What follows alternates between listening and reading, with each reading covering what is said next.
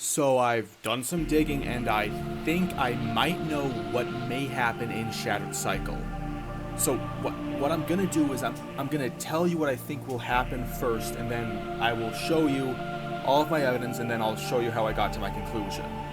So my theory is that I think that Shattered Cycle will deal with the death of 3, the death's impact on the 9, the changing of the Earth as a result of 3's death, our first binding of the 9. I think that we will also be fighting the monster under Old Chicago, and we will be racing Bale to something in Old Chicago. We may potentially bind 3, and as a result of said binding, the changing of the Earth would halt. That is what I think will happen. So, how did I get here? Well, after the Renegades campaign ended, you can get a call from Lodi where he talks about 3's prophecies and some visions he's been having. Guardian, someone's on the line. The other 9 didn't stop 6, which means they didn't know what he was going to do. Being in that vessel, in this dimension, prevented the other 9 from seeing him. But there's a catch. I know when the 9 use me, they can't alter the future. But 6 stayed, anyways. My gut is screaming that we prevent extinction by stopping the 9 from altering fate. Bind the 9 by binding each of them to a body. And I know where we can start. There's something that's been trying to talk to me. And when I talk back, all I can remember is how it felt to channel 3. It's dangerous. And worst part is, I know exactly where it is. Adams and Wabash. It's under Chicago. I'm going to ask Ikora to scout it out first. Alright, so whatever this thing is that's trying to communicate with Lodi is, it's in Old Chicago. And we get to see one of its attempts to communicate with Lodi in the lore for the expansion chest armor. Lodi's been lying in bed saying his family's names, hoping they'll help him rest. When he last slept, it was for 14 hours, dragged behind the tail of a comet, colder than a wet perch. Last week, he shrouded the Byzantine Adrenople into Yakima parking lot, 1 foot in each. He missed a full day. Eventually, the world goes heavy and woolen, and a blanket of sleep smothers Lodi's fitful mind. When he opens his eyes, it takes him a moment of confusion to realize there are now 4 of them. He panics and bolts into the dark on all 4s, all 6s. His many clawed paws ignoring the pull of gravity. Language is gone. It is molten lava. It is a stretch of sandstone and the screech of apes and the hiss of natural gas. He opens both sets of jaws and cries whale song in search of meaning. He is alive, but he is wrong. He is Canidae, Equidae, Mantidae, Acroporidae, the heaving shadow of every living creature. He's supposed to be somewhere else. Home. I need to go home. Lodi startles awake. He feels for each of his limbs, the planes of his own face, and gasps for air. A monster is trying to talk to him. His unease is deepened as he realizes he has turned the bed to platinum in his nightmare. He coaxes metal back to linen, and even in the privacy of his new flat, he feels inhuman, unnatural in every way. Weary and alone, Lodi returns to broken sleep. I'll elaborate on that lore tab later. In the Lawless Frontier activity, one of the tapes you can collect in it contains Eris and Lodi speaking with 4 of the 9.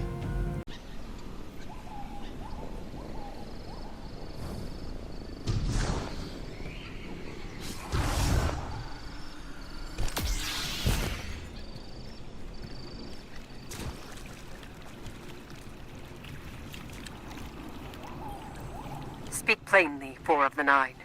What is the nature of your binding? What extinction does 3's death ensure? Bring 3 to the well, my emissary. 41.8795 borean polarity. 87.6260 opponent. The bottom of the labyrinth. The labyrinth. Understood. I won't let you down, 4. You are familiar with 4. Why that one in particular? Respectfully, Miss Moore, that question is beyond the scope of today's partnership. Sorry, I'm having trouble getting them to leave. Oh. There. There. Just us now. Emissary, what were those numbers? They were latitude and longitude that howled like a wolf. It's home. Something is under Chicago. And lastly for Renegades, in the new dungeon, one of the collectibles plays an audio log by Dredge and Bale about several different myths that he's going to be trying to track down or something. And one of them is called the King of Chicago. But what is the King of Chicago? Well, in the lore tab for the mobile array Sparrow, we get told what seems to be a portion of the myth. The Columbian Part 1, Myths of the North American Dead Zone. Act 2, Scene 1. Return from intermission. Godmike reminds audience about donation bucket for Ghost Community Theater and upcoming silent auction. Snow starts Scene 3. Or 4. Ask Peach. Go audio track 5. Fade after 4 seconds. Prep audio track 6. Several days have passed. The King of Chicago sits up against the remains of the seared tower, wounded in his side. His ghost, Fool, enters SL, still reeling over their argument from that morning. She heals him. Fool, I cannot stand your hurried, brash approach. The monster hunts for you if it escapes. Signal stage manager preps civilians. King, and what of it if this life be my fate? If I rose to serve, then serve I must. For Chicago, sleeping kingdom, slumbers still. When I defeat this lost and maddened beast, then I ensure humanity's return. I must divert its eyes from lonely ghosts. Offstage noise. A frightening animalistic noise.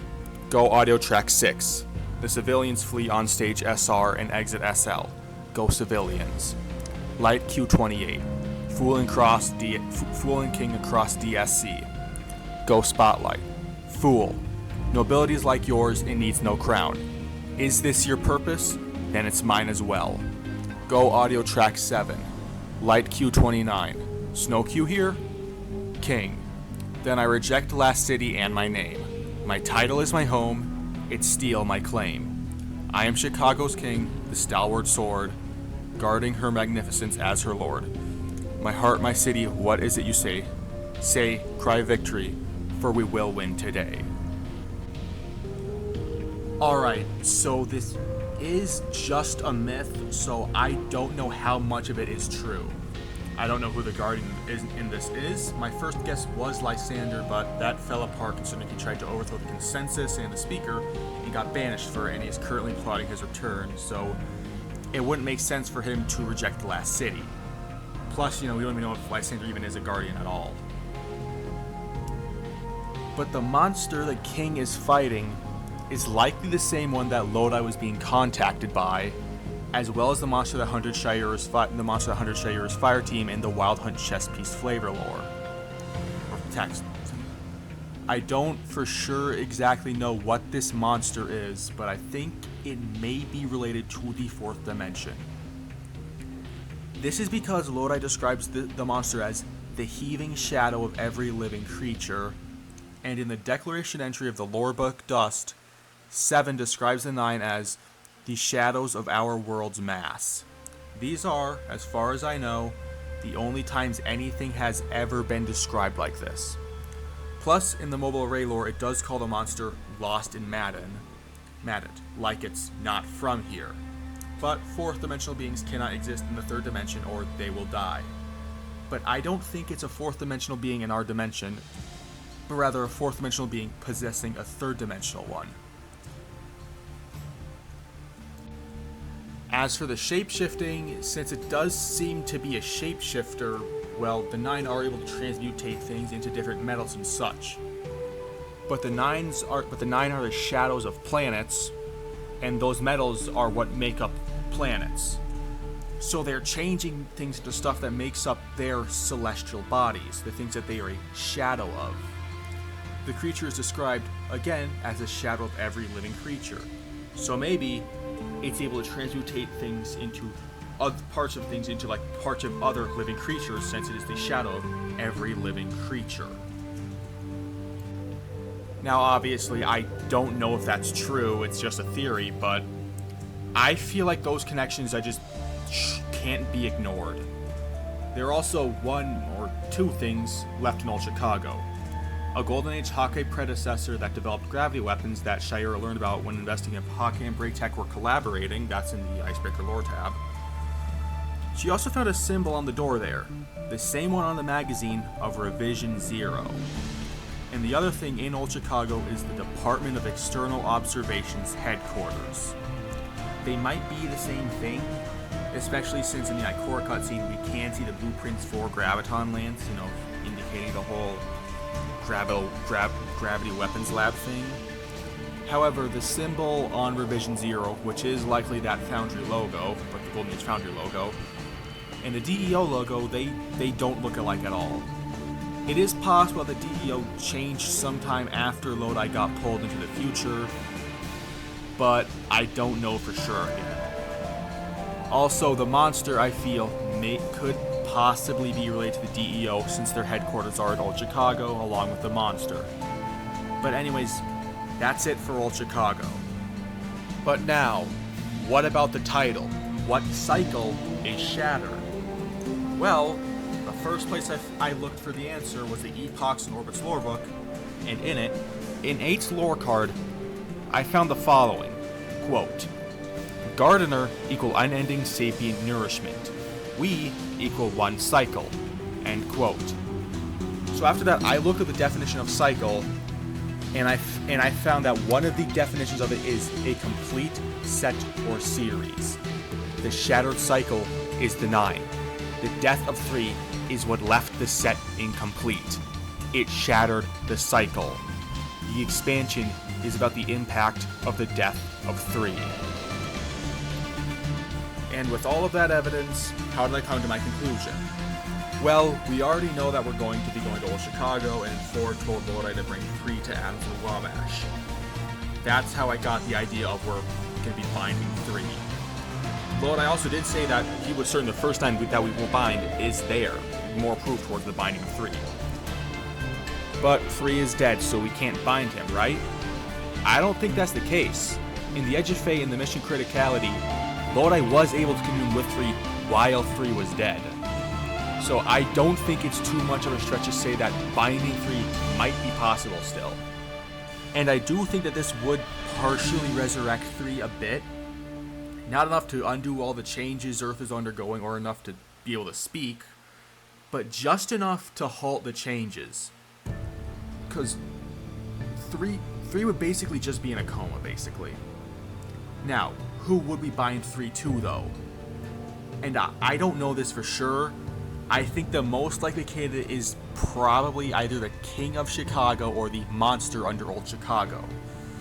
Since Bale is investigating the legend of the King of Chicago, and we got a whole lore tab dedicated to that story, where it says that the king is fighting a monster, and a dangerous shape-shifting monster is under Old Chicago trying to talk to Lodi.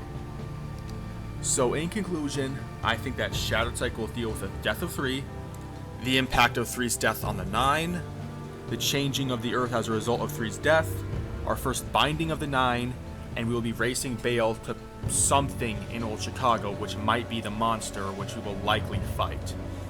And we may potentially bind 3, which could potentially stop the changing of the Earth to stop. But anyways, that's my theory regarding what could happen in Shattered Cycle. I hope you liked it. Let me know down in the comments if you agreed with it or not. Anyways, that's all I have for you, and I will see you later.